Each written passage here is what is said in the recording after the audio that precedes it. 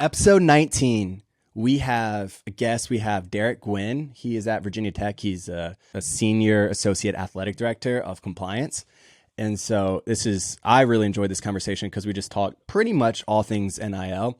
And I had a lot of questions as a college football fan because it's obviously still pretty new, figuring out a lot of things. And so it was interesting hearing the perspective of someone who's inside of it. For anyone who likes college football, especially, because I feel like that's one of the biggest ones, but college sports in general, I think it's going to be a great interview. So before we jump into that, though, my new favorite segment, because I can't stand Florida Man anymore because you're just infinitely better than me. No comment there because you don't even have to talk because you're that much better than me. But on this day in history, can you tell us what happened? Yeah, I tell you what, first of all, I am infinitely better than you at Florida Man. I mean, I don't know what it is. It just must be the way like the sentences go together in a paragraph that I just like. Getting philosophical here, man. I know. So a couple cool things, man, that I want to touch on that happened on May 9th when this episode gets released. Christopher Columbus' last voyage. So he leaves Spain, hopefully looking for Asia, apparently. So in 1502, it was his fourth and final voyage. Boom. After the 1492. Interesting. Also, Woodrow Wilson in 1914, guess what he did?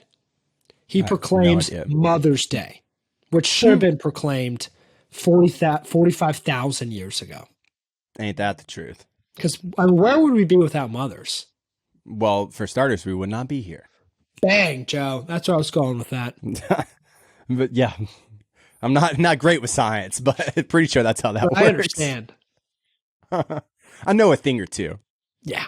I know a thing or two about a thing or two. Literally only a thing or two, though. But a thing or two. Did you see the Rally Squirrels back? Did you see this in baseball news? No. So it was in, let's see what game. It was the Cardinals and Tigers. There was like a squirrel that came on. I think this happened back in 2011. We'll throw the video on the YouTube for anyone watching. But happened back in 2011 where a squirrel ran on the field and they had to stop the game. And I guess they ended up coming back. And I think maybe again 2018. But it's back again after a 5-year hiatus. He might be back. A road squirrel. So it's just running around How does the squirrel get on a baseball field? The rally squirrel, man. Yeah. What year was that? 2011. That's what I Yeah, but think about it. There's no trees. Yeah, but it can climb up the building. No way. The squirrel's back. You gotta love it. You think it can climb up the whole building? Yeah, it can climb up a whole tree. No way. Yeah. I love squirrels. In other news, though, in baseball, did you see this was a Tennessee high school game. They were in the playoffs. The kid threw a 16 strikeout no-hitter and went one pitch over the pitch count. So he threw 121 pitches, and they disqualified the team. They had to count as a loss. Yeah. Hold on. We didn't have pitch counts in high school. I think it's a state-based thing. But in Tennessee, and they could have changed since we played, but in Tennessee, they have a pitch count at 120 pitches, and he threw 121. So, I mean, this is high school. The assistant coach or catcher or someone's just like has the pitch count clock, and they didn't build in any variance to it. Like, you can just click that accidentally once or like forget one pitch, and they got disqualified because of it. What an absolute... Okay, first of all, apparently incredible performance by the pitcher. Yeah. But if I'm the head coach of that team, like that's an assistant coach's job, right? Or like a volunteer or someone we did in high school. Like we had like a volunteer just keep track of it was like one of our assistant coaches. Keep track of the pitch count. And you mess that up and you're disqualified and you know that? Oh. Okay, but listen to this part though. So it says Ensworth's baseball team ended Thursday when the Tigers were required to forfeit a tournament elimination game after it was determined the Tigers pitcher and Vandy commitment Connor Cobb exceeded the TSSAA mandated pitch count. So, and then it goes on. This is what's interesting to me. It said sometime afterward, it was discovered that Cobb, a junior, had thrown 121 pitches, one more than the maximum.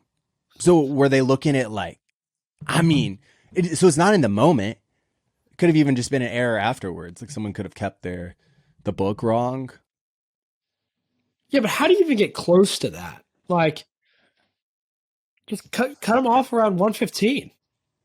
Well, I mean, if it's an elimination game, what if it's like 2-1 and your pitcher's like on fire? And yeah, I understand. But like, if I was a high school coach, I don't think I would have realized that they would, for one pitch, actually pulled you for it. Or like, what if it's the middle of an at-bat? You know what I mean?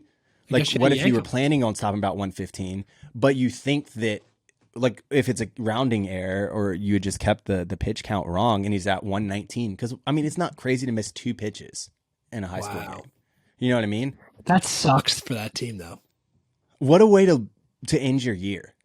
How mad would you? I mean, on one hand, you have a story for ages. You're telling that when you're like 50 and work, and I'd be so pissed.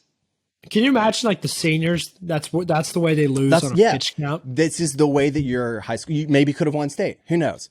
Absolutely but not. The game that you won because you're some like regulatory rule that you threw one extra pitch.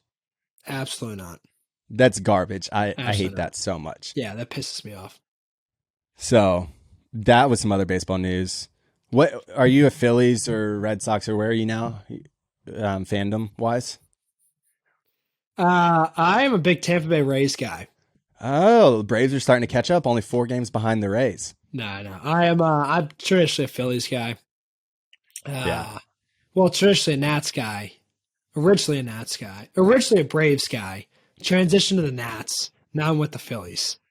Bryce Harper's about to come back, though, which is A1 if he hadn't already come back. And I'm telling you what, man. Are you following any of these like NBA, NHL playoffs? A little bit, not a ton. One of the things that I'll say that shocks me, right? Yeah. Because I'm a big Boston Bruins guy. Boston Bruins lose to the Florida Panthers. Game 7. Yep. The Florida Panthers are beating the Maple Leafs 3-0.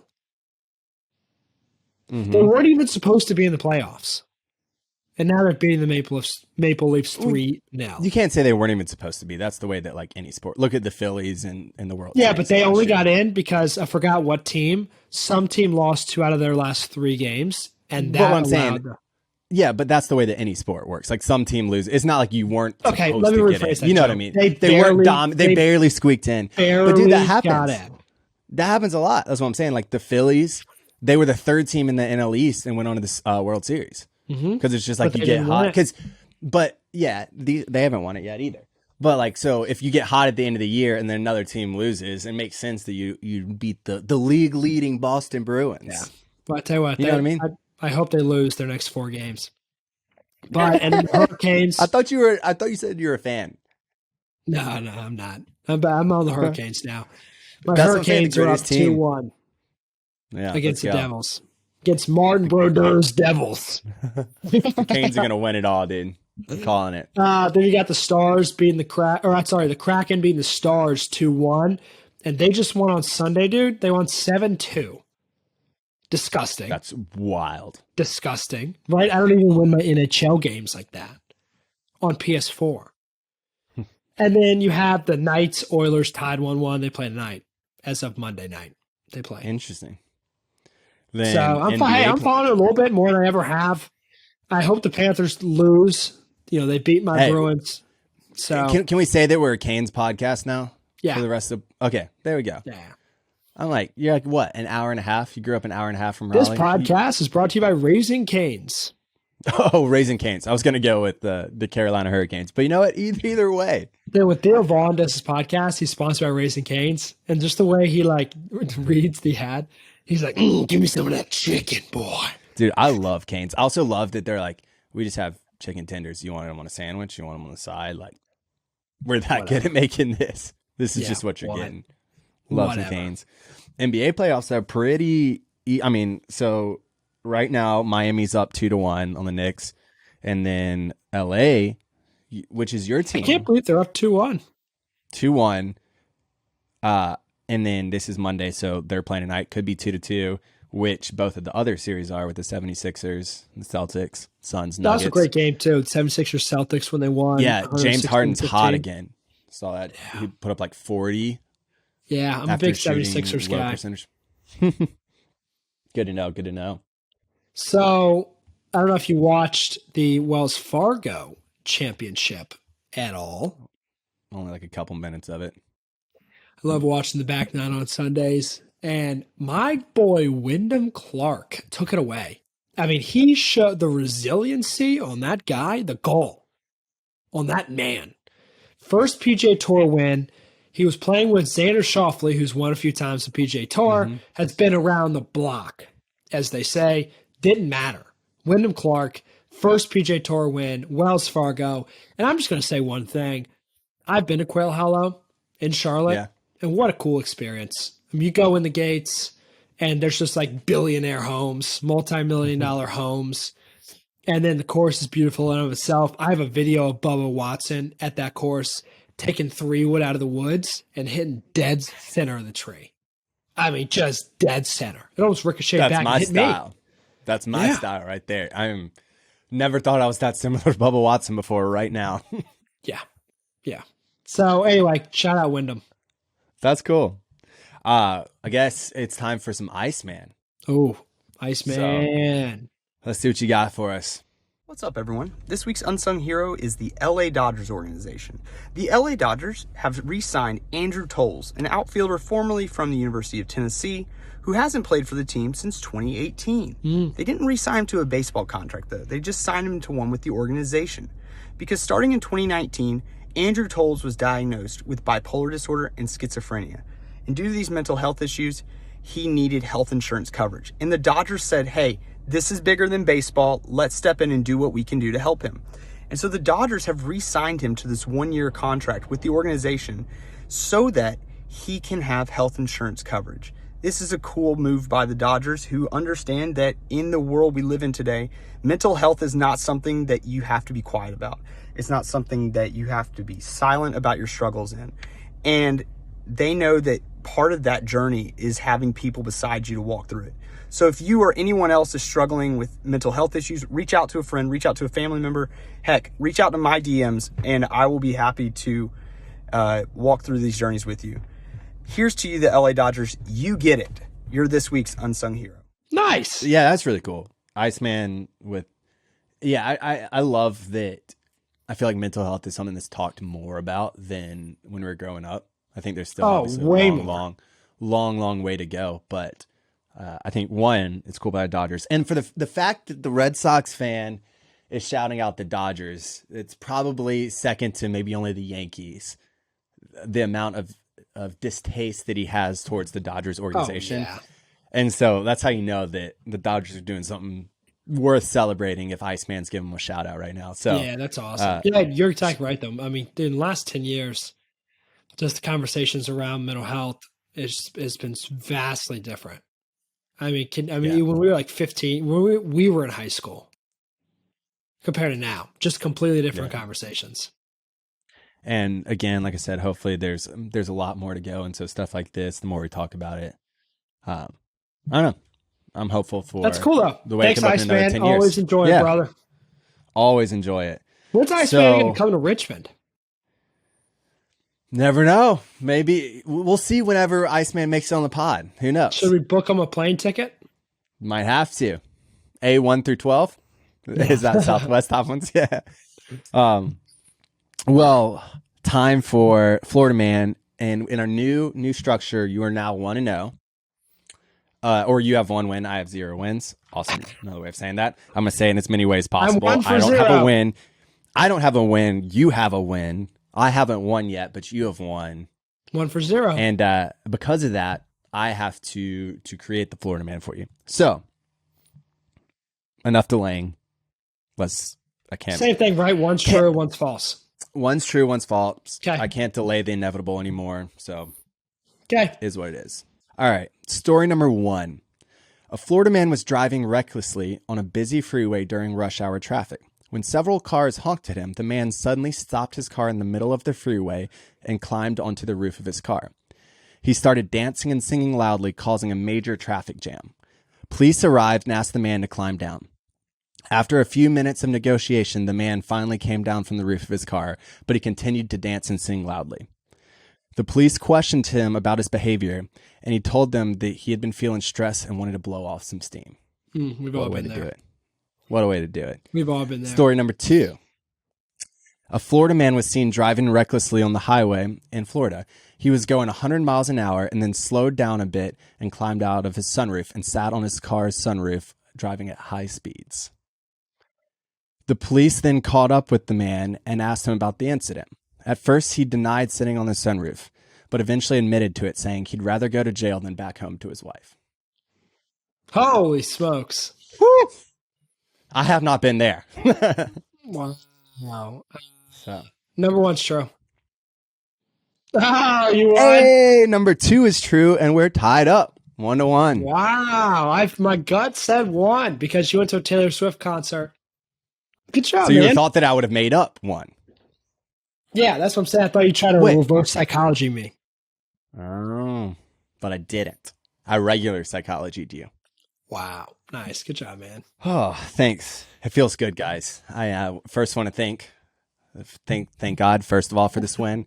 Also, my family for supporting me through these tough times. Mm-hmm. Everyone who stood by me as I lost time and time and time and time and time and time and time again. Mm-hmm. We're back. You deserve it, man. You've worked hard. Great. Thanks for giving to charity. All right. Growth mindsets. So this is awful. I don't even remember mine from last week. So that's how poorly I've done this. It was 2 weeks ago, right? Or did we do one last week? No, we did one last week. Last week. I remember the last one I did was the daily wins, and I'm going to stick with it because it's worked out decent. I'd say like not great, but pretty well. Just because just like having a foundation for the day has been helpful. That's cool. I'm going to say I'm going to keep trying with these daily wins. We won 3 out of 5 days last week, so hopefully we can win all 5, and that includes 2 business-related tasks, 1 workout at least 10 minutes, and at least open the Bible and read a verse. Nice. I remember mine. It was trying to think, like plan out in the summer to kind of create somewhat of a firewall stopgap. And so figuring out like how I can create structures that make it better at that point, instead of trying to make a week or 2 weeks from now better, looking out in the future. That has kind of gotten derailed. I think I told you off air, but I broke my laptop. First of all, that sucks. I have used these hard drives to record everything, and I like had it plugged in, I guess, and then it closed the laptop on it, but like it wasn't hard or anything, and so I didn't even think anything of it. Opened it up a couple hours later, and it was cracked, and the screen wasn't working at all. That sucks. So I've been trying to figure that out. Been just like scrambling with a few different things, but I am re-inspired by it. This morning at the gym, it sounds weird, but I feel like you just like hanging out with random people in the sauna at the end of workout and to have like fun conversations. And so I was talking to this guy. I just met him today, and he is self-employed. Also, has got a real estate company, and he was talking about like what he's been doing, virtual assistants and things like that. And so I was getting inspired again. So we'll see. I'm gonna stick to it, persevere, and keep at this until things change. You really should get a virtual assistant. Yeah. It's one of those things that, and this is why I'm setting it as my growth mindset, where for one of those situations to get better, you just have to set aside some time to like plan it well. And so it has to get a little bit worse before it gets better, because it takes the discipline to plan it out. And I just have been in tread water mode. And so trying to switch over, but I'm going to stick at it. So keep me accountable with it. There you go. I like it. Yeah. And Good I think that's conversations. They get you every time. Dude, I love them. Most of the time. Sometimes I'm like, put headphones in, don't talk to me. Right. Then sometimes I want to talk to people. So you never know. For me, the sauna, I don't want to talk to anyone. You're just like trying to stop. I stayed in the sauna probably 5 minutes too long today. And I'm not the type of person who generally like wants to throw up after workouts or anything. But I walked out of the gym before I got to the road. So like I'm on the sidewalk. I had to like sit down for a second, or not sit down, but like crouch down, arms on the knees like this. I'm like, okay, nope, I'm good. And I walked to my car, did it again for a minute. I'm like, okay, before I drive anywhere, I need to sit here for like 10 minutes and let my body get like normal and regulated again. Oh, so I did that. It was, yeah, probably not ideal, but it is what it is. Yeah, that's probably not good. Yeah, we're alive. You live, you learn. And on that note, it's time to jump into the conversation with Derek. So enjoy. Boom. Enjoy, baby. I'm just excited for this conversation, and thank you for spending the time with us. Yeah, no, appreciate the opportunity and to be here and to help, answer some of those questions, and hopefully folks can listen and kind of get a better understanding of how it works, how it's evolved. We're learning more and more day by day. So it's good to be here and, help answer some of those questions. When did the process kind of rolling out for schools start for NIL? Because I feel like it was something that had to have happened pretty fast from y'all's end. Yeah, I would say probably, so it went live July 1st, 2021. And I think probably the fall before that, people, it was kind of on people's radars, like, hey, this case is really starting to get some momentum. And, if it's, if they win the case, then there's really not, much the NCAA is going to be able to do to prevent NIL from happening. And so, people kind of started talking about it, but then the spring of 2021, that's when people are like, all right, this is starting to get real. We need to start talking about, what we're going to do. And the biggest problem, I think, is like people didn't know what to do. It was such a new concept, which was exactly the opposite of what the NCAA founded their organization on, was amateurism. And so I think, administration, coaches, athletes, they were conditioned, to be like, benefits bad, so it was just had a complete change of mindset for everybody, how you looked at any situation. If you were trying to help out a student athlete, you're not, you're trying to help them sponsor a restaurant in town to get free meals, and you're trying to help them do all these things that where you were telling them at the beginning of every year at all the meetings that, don't do this, don't do that, don't do this, don't do that. And then now it's, go for it, a free for all. And because it was just such a new space, such a new approach to college athletics, I mean, everybody was just kind of learning as they go. And there was a lot of reservation and hesitation at first, because like I said, just everybody was conditioned to do the opposite of that. And then here we are, it was wide open. And it was certainly it was absolutely the biggest adjustment I think college athletic departments have had to make in recent history. So that's got to be crazy with what seemed almost, like you're saying, it's a court case or a flip of a switch. Now you've got to flip all of most of what you're about in a lot of ways with compliance, which I want to take a step back. So now you are currently your senior associate athletic director of compliance, right, at Virginia Tech? That's right. So how did you get here? I looked up a little bit and saw you, I guess, at Marshall before, and love to hear a little bit of your story. Yeah, it's a funny story. So I went to Marshall University. I had a kind of a background in musical family, those types of things. They offered me a scholarship to do vocal performance at Marshall. So that was my focus as an undergrad. I always played sports. I loved sports. Was always a big fan. And so when I went to Marshall, graduated in 4 years, and I'm sitting there with a music degree, I was like, okay, so what am I going to do now? So it's like, what does this mean for me in the future? But I had a high school buddy of mine that worked in the athletic department in the ticket office as a graduate assistant, and he kind of explained to me how that worked, and that you can get your tuition paid for if you work so many hours a week and that. So I just went around the department, spoke to some associate ADs there, and there was an opening in compliance, and he was like, yeah, would love to have you. So I just started working, got my MBA while I was a GA, was there for 2 years. And so by the time I had my MBA, I had 2 years of compliance experience, which led to my first job at Ohio University. So that I would have started in 2005, which is right after Frank Solich was hired as the new head coach there. My first football game was Pitt at Ohio University, where it was a big upset. Ohio actually beat them in overtime with a pick six, which was incredibly exciting. Electric. Yeah, it was incredible. Athens is a great college town, great university. Obviously, they're renowned for their sport management master's program. But it was there for a little less than 2 years, and then got the opportunity to come back to Marshall as the associate AD. Started there in 2007. oversaw the compliance office there for about 7 years, and then came to Virginia Tech in 2013 as assistant AD, and been fortunate to have worked my way up since then to lead the office here now. So glad to be back. It's a little closer to home for me too. It's a little over an hour away, so that's nice to be close to my folks and family and work at a great institution like Virginia Tech. That's cool. Did you grow up a fan of any school? Yeah.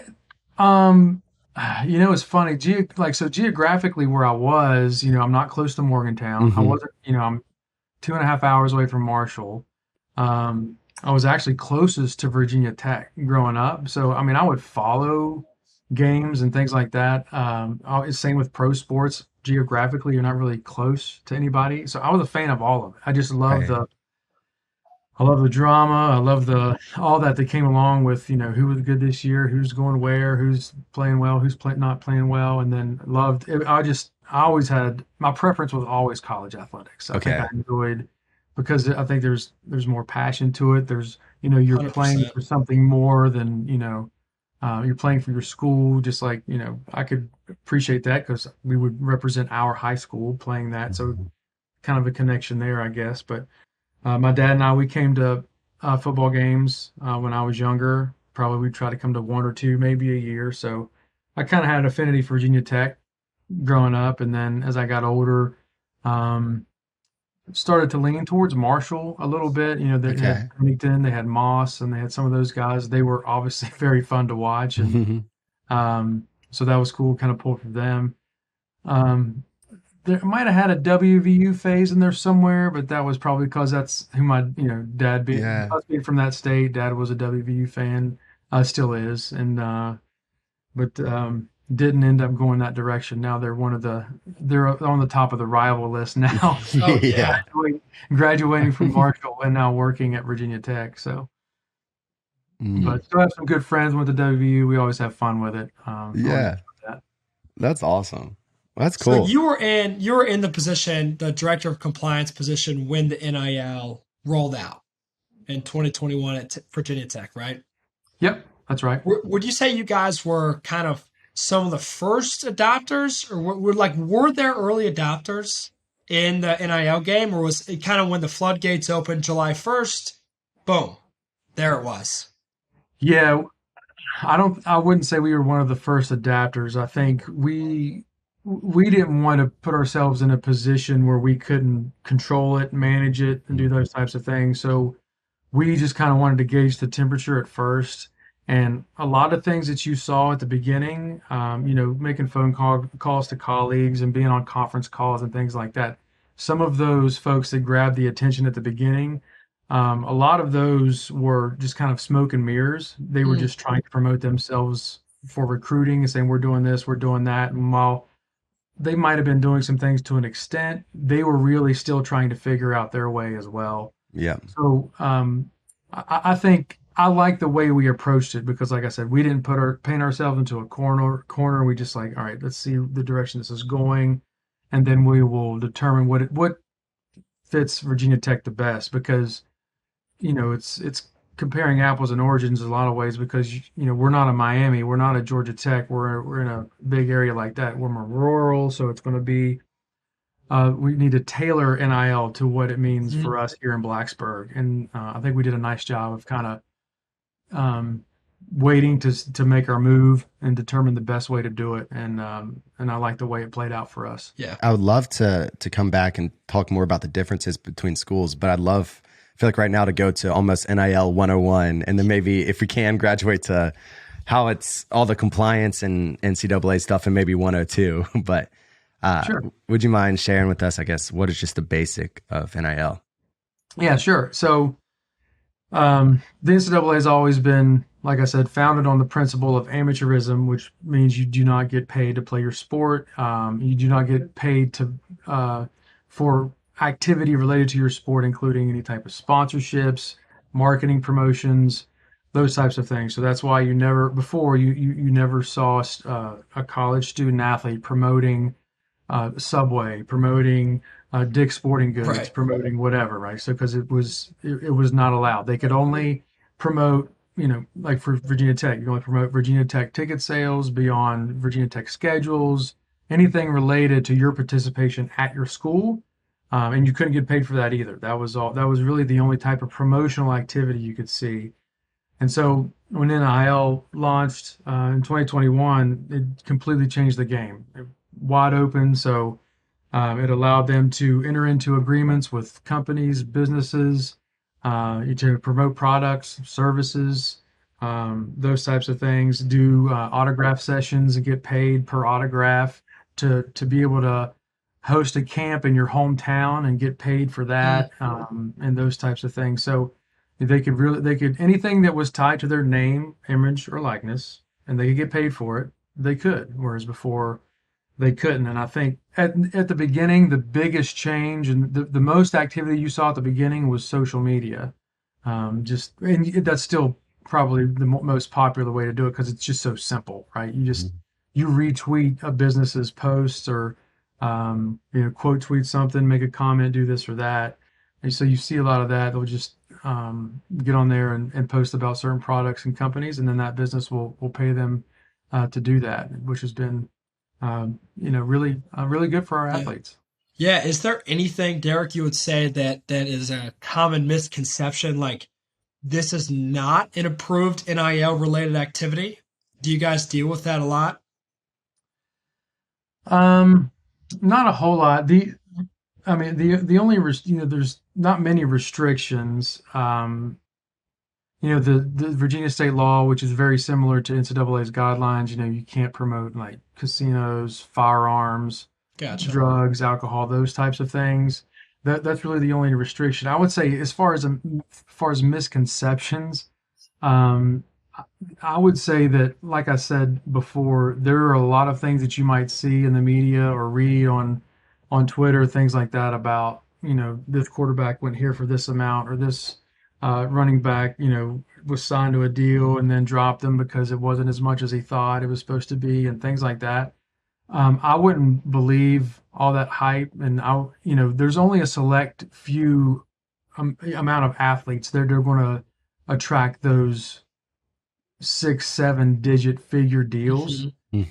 Just because you have that select group of folks who deserve it. I mean, they have that market value, like a Archie Manning, or a Right. or forget Deion Sanders' son or whatever, but those like high profile players, they will attract those amounts. But that is like the 1%, the top 1% of kids. It's not like that across the board. And just because you see those numbers in some of those places, the norm is much lower than that. But it's still incredibly helpful for those students who are very active and are interested in it. So that would be one misconception that stands out to me. So along those lines, with the Archie Manning deals, or like the quarterbacks you hear, if you come to Tennessee, they're going to get $2 million over the next 3 seasons or whatever. It seems like maybe some of it is smoke and mirrors, but how does that work with NIL, where it's almost structured, or it seems from the outside like a contract to come to a school to play, versus just earning in their name, image, and likeness? Yeah, in a lot of ways it is. I mean, any deal of that size, there will be, I'm sure, some sort of contract or agreement along with it. And that's kind of where my office comes in, especially anything that would approach, a larger amount, that approaches a 6-digit amount. We're going to be somewhat involved to make sure that, the amount that you are receiving, you are in exchange performing work or doing what you're supposed to do in order to earn that income.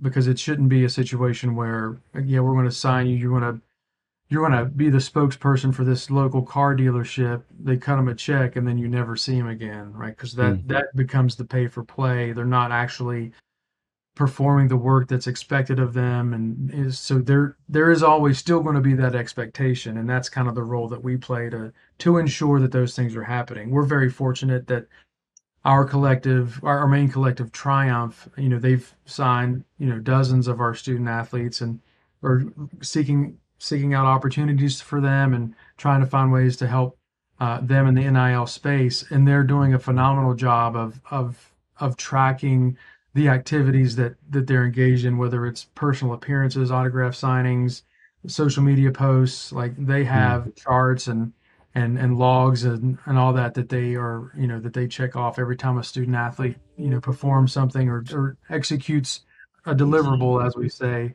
And that makes my job easier when they do those things to help make sure that those things are happening.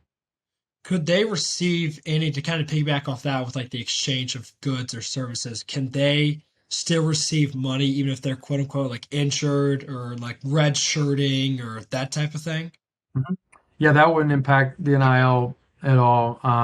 Whatever their status is on the team, and that actually is more defensible, right? If it doesn't matter what your status is on the team, if you have market value and you're making NIL earnings, it shouldn't matter what your roster status is. Like you just Gotcha. have that market value, and therefore you are participating in these types of activities. Yeah. So then graduating, I guess, to NIL like 102 or whatever, it seems like a thin veil almost between like the pay to play versus deliverables. How, from a compliance standpoint, how is that regulated? Because I mean, if Christian's got more of that market value, then he can make one appearance for $1 million, but really that $1 million is because of what he's doing on the field, and I can do 10 appearances for $10K. Yeah, and I think at the beginning, I think that was one of the main concerns, right? Is your value really what you're getting paid for? Is the amount of work you're putting in, does that really amount to the amounts of money that you are receiving? And that was a big challenge, is because how do you even determine what that market value is for, hundreds of student athletes at your institution? Now there's some websites out there that have metrics and things like that they kind of present what a number might look like for each student athlete based on their social media following, based on their popularity in their sport, and several factors, and where they come up with a number. But still, is like what what really is market value? And I think the NCAA kind of recognized that early on, is like we can't set market value for these kids. So they kind of stepped away from that a little bit as far as market value. So it's somewhat flexible, and I think it just becomes a comfort level for a compliance office, right? So it's, $1 million to make one social media post for any of our athletes, that's a red flag, right? So that's something, if we ever came across something like that, we would approach the folks that were, the company, business, or individual that was in an NIL deal with one of our student athletes of that amount. And if we didn't feel like they were doing enough, we would just sit down and have a conversation. Like, you're going to get paid regardless. We just need to see you do some more activity here to justify what you're making, and then just try to get to a comfort level, which is, admittedly, it's a pretty wide comfort level there for market value and whatnot.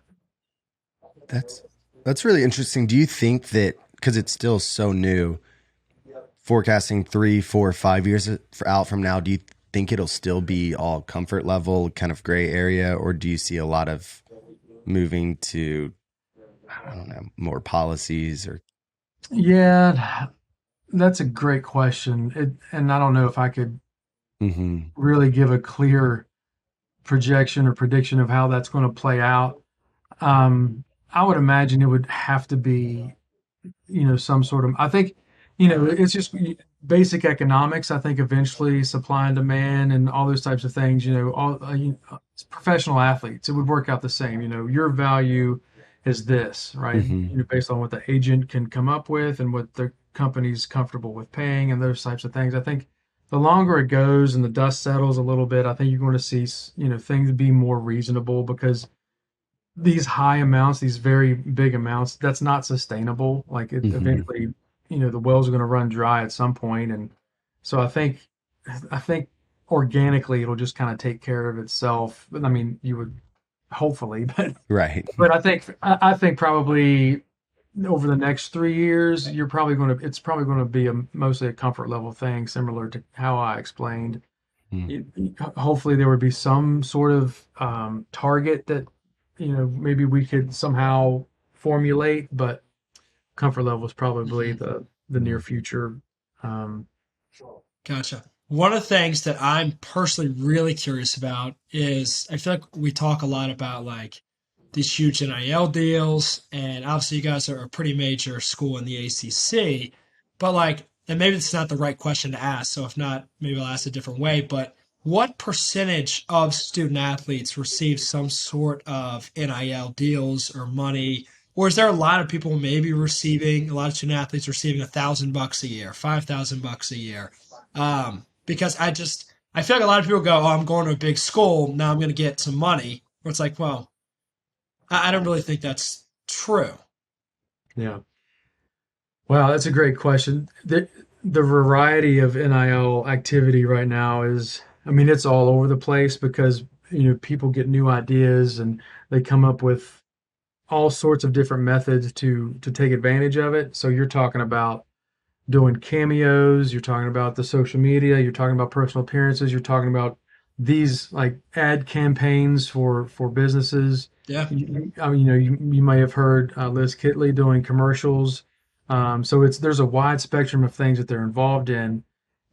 I would say if I had to guess, I'd have to go back and look, but I would probably say close to 250, maybe 300 of our student athletes have engaged in NIL in some way, which is approaching about half of our student athletes. Gotcha. Some aren't interested, some just, it's something else that takes up my time. It's not worth it. But I would say that probably about half. Most of it is, we have a platform where a business registers. It gives them access to all of our student athletes, and they can reach out to whoever they want to promote their product. We've seen a lot of that. So you'll see, and it's either for cash or it is for free product. I don't know how many of our student athletes, but it's a lot that get free routes about every day. Really? Yeah. I'd take that. Yeah. I would take that 100%. Give me a Celsius and a free roots lunch. Yeah. And you see a lot of that, and they go to lunch, they post their meal, say go to Roots, and then that meal's on the house. So it ranges from that all the way up to, some of them they'll get $1,000 a month. Some of them get more than that a month. Wow. Just depending on what business they're in, what their market value is, and I would say probably 75% of NIL at Virginia Tech is opportunities that they have found independently. Okay. They didn't use a collective or anything like that. It's just happened through that Hokies exchange. But a lot of it's that smaller stuff, right? It's Mission Barbecue, it's Roots, it's Liquid IV, it's swim goggles, it's products specifically related to their sport, or it's hydration, or it's food and those types of things. There is a whole lot of that.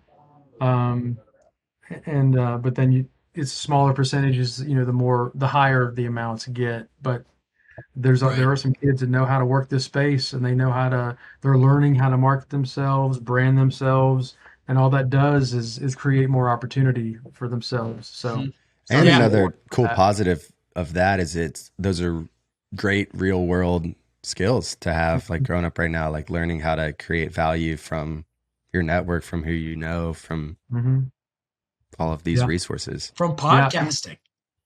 That's right.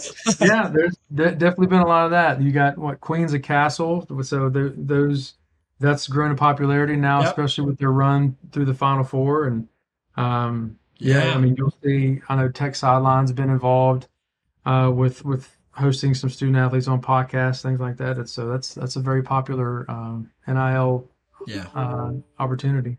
Yeah, I feel like it had. That's why I kind of want to reword the question, because I feel like it's probably a decent amount of student athletes, but it's probably like minuscule amounts where it's like, $100 here, $100 there. And so have you seen, and you don't have to say like exact numbers or anything, but have you seen anyone from Virginia Tech reach that 7-figure? Is the biggest one kind of 6 figures? Is there any specific one that like stands out to you? Yeah, no 7 figures, but we do have some that are in the 6 figures. So we have seen some of that, and what is being asked of them is extensive. We've seen the expectations, because a lot of those do come, like I said, with those contracts, because Right. a lot of these, this is an investment, especially if it's a business that's doing this. It is an investment, and that's going to be a marketing tool for them, and they do have an expectation. And they see the value in particular some of our student athletes, and so they enter into those agreements, and that's great for the student athletes. I mean, if you can get that bag, get it, But so yeah, we do have some kids that have been very successful, and they are in the six digits. I honestly don't know the number of student athletes, but yeah, we do have some, and there's only going to be more as time goes along. Yeah. Has there been any like I guess aside from money, anything crazy that you've seen like A new what? car. Like, are you guys just like partnering with car dealerships and giving all these people cars or all these kids cars, or like maybe like royalties, or I don't know, sorry, like some outside the box or extreme example, you're like, I can't believe they just gave a Mercedes Benz or Yeah, there have been, and I think Triumph is leading the charge on some of this, but there are discussions about providing student athletes with cars in exchange for NIL, free housing, advertising for certain properties and things like that. You just same thing. We'll give you 6 months free lease if you do NIL. So yes, there are some, and it's like we're talking a much bigger scale than just a free lunch, right? But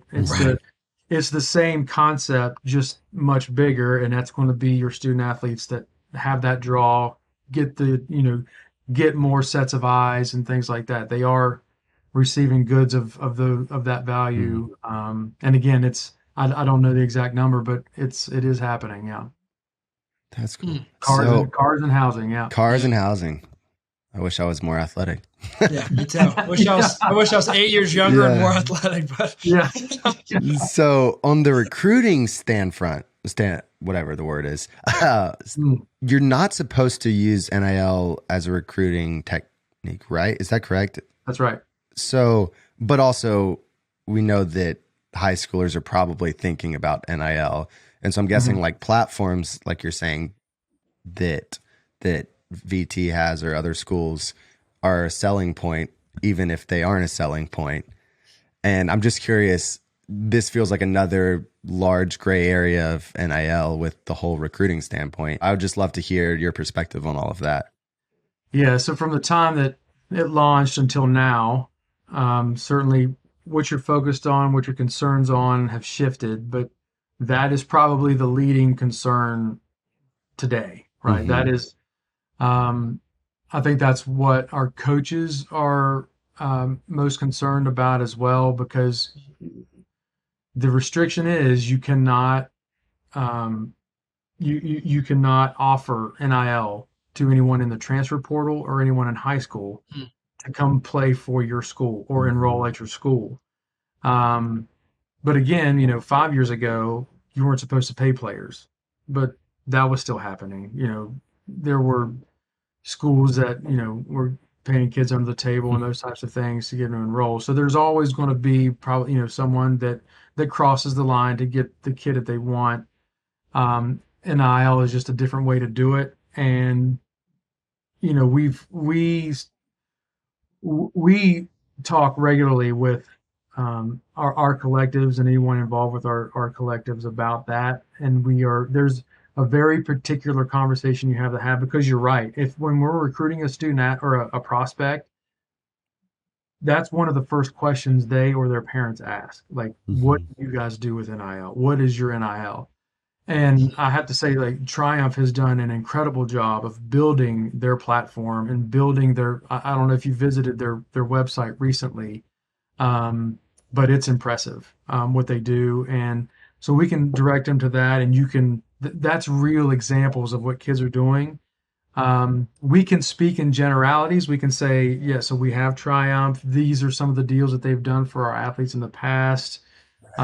We just can't, our coaches or staff, we just can't say, if you come to Virginia Tech, you're going to make $100,000 in year one. You can't get into those specific types of conversations.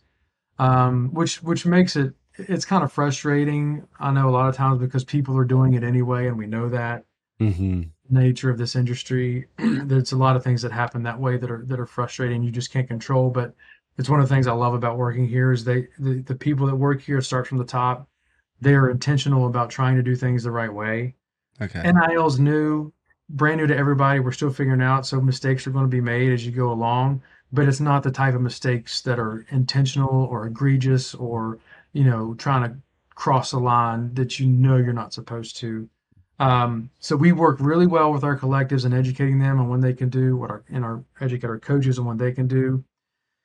And so now, after we have our general conversation with a recruit and their parents, and we say, this is what we've done, this is what our vision is, and things like that. If they want specific, detailed information about themselves and what NIL looks like for them, they do have the ability to contact a collective themselves. Okay. They have to initiate that contact. That's an important rule too.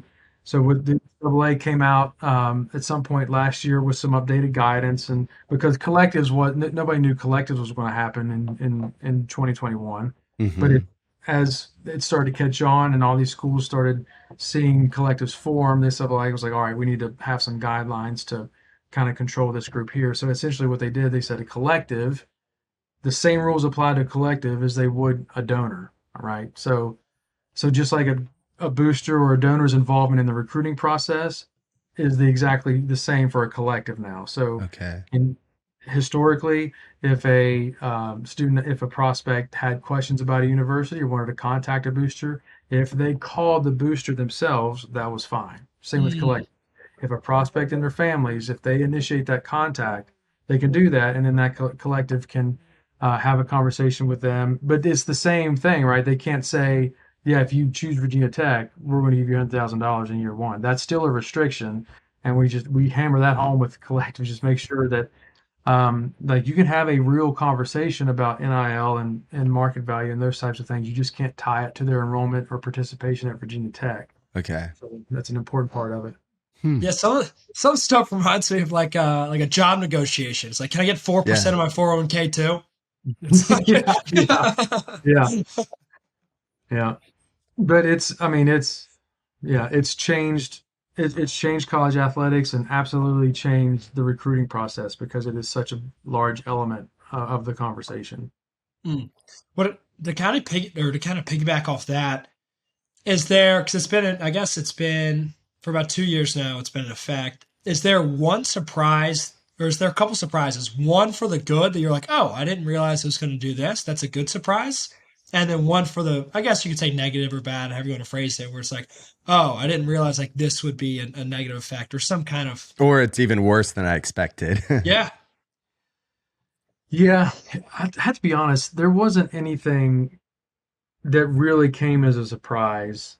Okay. So, I mean, we hear our coaches come to us and sometimes they'll say, hey, just so you know, so-and-so on our team just got contacted by another school and they offered him an NIL deal to transfer, and that person's not in the portal, so that school shouldn't even be contacting them to begin with. Mm-hmm.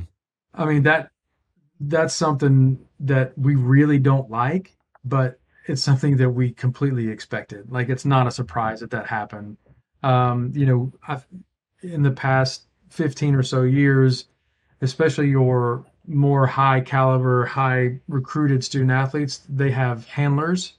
And handlers have always kind of been involved in those types of dealings and under the table discussions and things like that. So that's always kind of been a part of the industry is the negotiating and the this and the that. And so to kind of see that at this stage in the game where we do now have a transfer portal and NIL, hearing about kids getting contacted in that way isn't surprising. But hopefully eventually we can get to a point, and I don't know if and when the federal government will get involved and have legislation to help incorporate some of those protections on a nationwide level. That would be really helpful because it's really even if you are found to have or you're suspected of tampering and those types of things is another thing to see that to the end where someone actually sees actual penalties for that type of interaction. And so that's one thing that wasn't a surprise, but I think that's one of the most important items that needs to be addressed at this point. I don't have the answer, but we do the best that we can to make sure that what we provide for our student athletes is competitive with other schools. And then I think Virginia Tech sells itself too. Like, if once we get you on campus and you experience what it's like to be a student athlete here at Virginia Tech, and then you add on, the type of NIL activity we were able to provide, we are very competitive across the board in that space. And then you said something that's good that we didn't expect. Yeah, so maybe something good that's came from it that you were kind of surprised about. I'll say one thing. So there was a lot of discussion about like discourse in the locker room because one kid was, one student athlete was getting this amount, somebody else was getting this amount, and they thought that would create like tension or in the locker room. We haven't seen any of that. It's been mostly supportive. Oh, wow.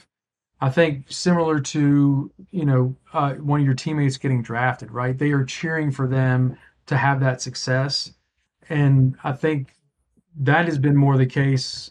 Maybe there has been some, but I haven't heard about it. But from what I have actually seen, I think it's more supportive of one another about having those opportunities, getting those opportunities, which has been great to see. That's cool. Just adding, supporting one another, wanting them to have that success. That's really cool. Yeah. Well, I guess two more questions I wanted to ask you. And Sure. then we mentioned earlier, but we're going to get into a draft of our least favorite schools or favorite schools to beat, if you will, which should be fun.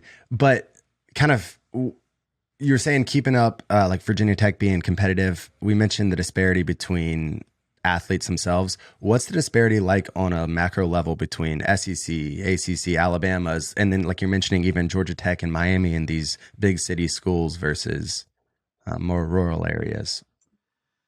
I would say outside of a handful of anomalies, it's probably aligned with what you would expect based on that school.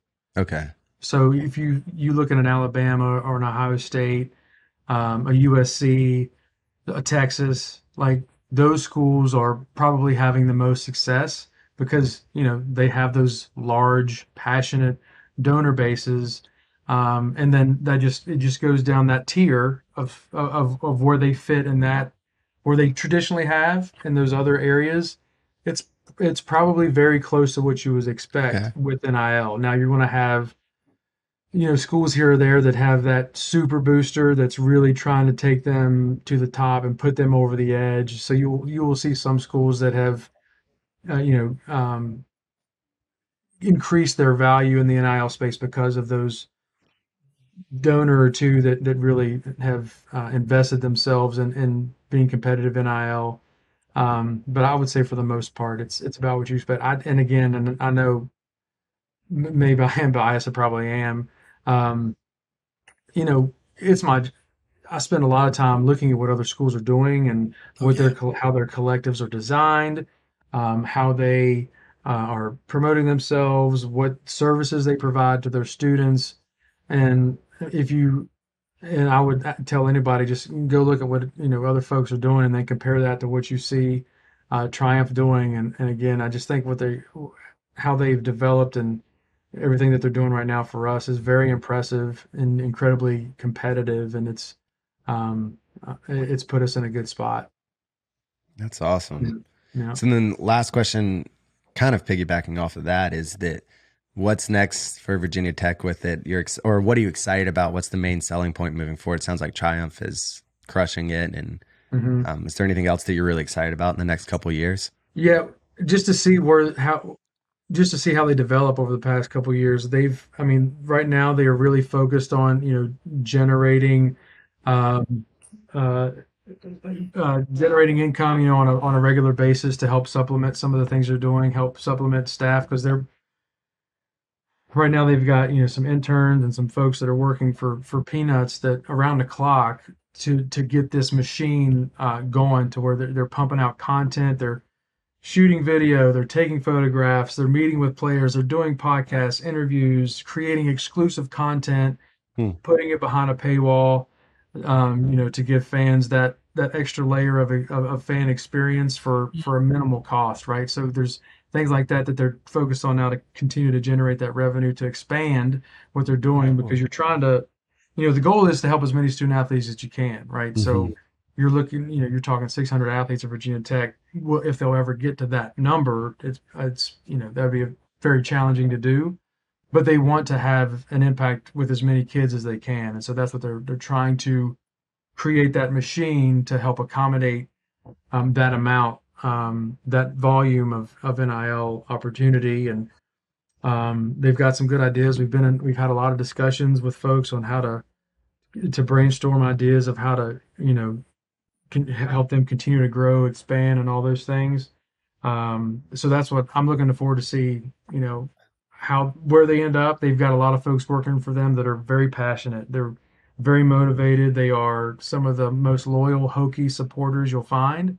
And that just, that level of passion and commitment and desire to see us be successful, have a lot of faith in what they will be able to do. And if they continue to grow that thing the way they want to, it's really going to be a game changer for us in the long run. So excited to see them take off and all that they're doing there. I'm excited as just a fan of college football, seeing even like the content centers that different schools or collectives, I guess, are putting together, and all the new ideas that are going to happen that we haven't even thought about yet, or maybe smarter people than me have thought about it, and we'll see soon. But on that note, talking about other schools, we do our draft. So we each will get 3 picks of our favorite schools for our teams to win against.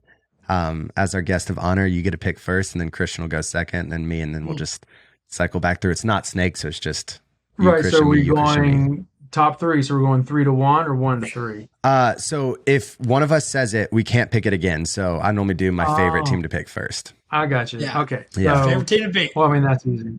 That's. I mean, we're talking Commonwealth clash here. I mean, Virginia Tech, in-state rival, UVA. Anytime we get a leg up on those guys, it's always fun. It's a great rivalry. It's it's a lot of fun. The Commonwealth clash adds another element to it. So you involve all your sports across the board. It's not just football, basketball.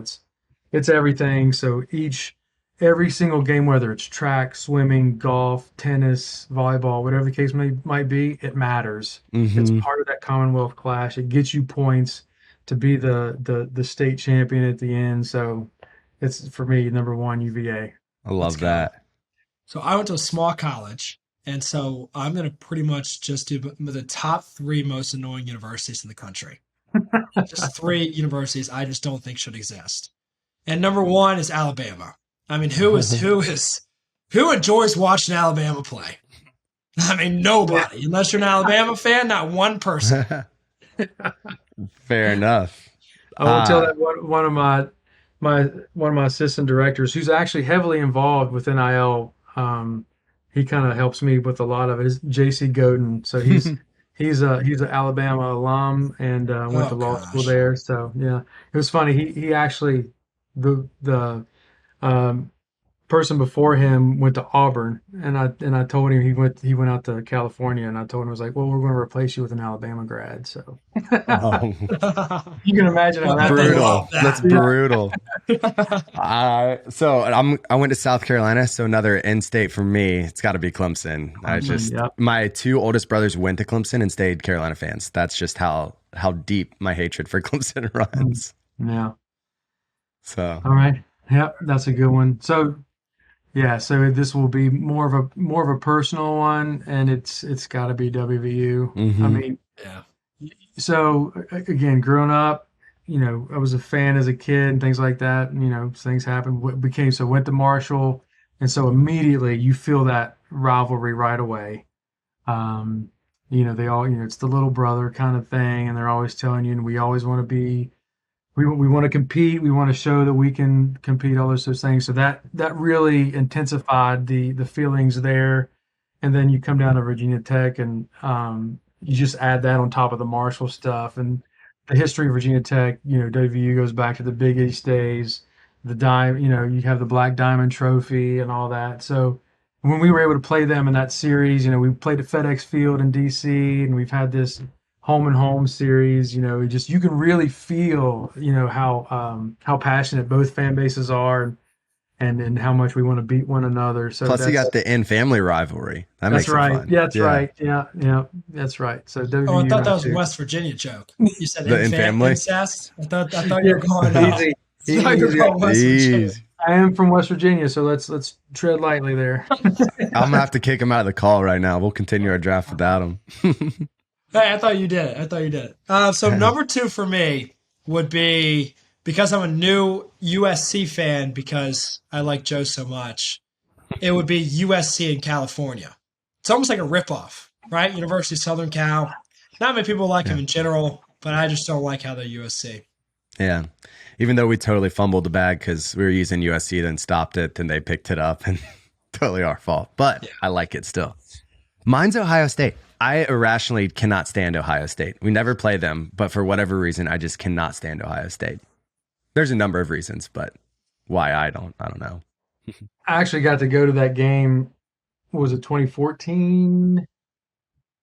Early teens, when we went up there to Columbus and ended up beating them. Mm-hmm. I bet that was electric. Man, that was amazing. Cool.